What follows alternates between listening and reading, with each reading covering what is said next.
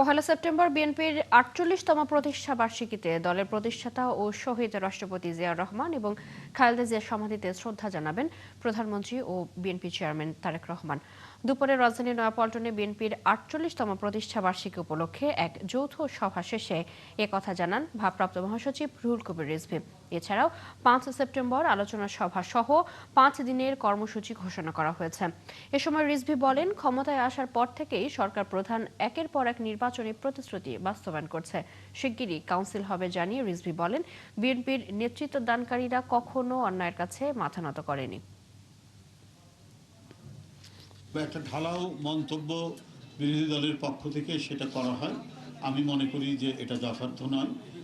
বিরোধী দল বিরোধিতার জন্য সমালোচনা করেন, কিন্তু বিভিন্ন অর্থনৈতিক প্রতিষ্ঠান আছে, বিভিন্ন যারা ডাটা প্রসেস করেন এবং কি বলে সরকারের বিভিন্ন কর্মকাণ্ডের খোঁজ খবর রাখেন, এই ধরনের প্রতিষ্ঠানগুলো তারা গবেষণা করেছে।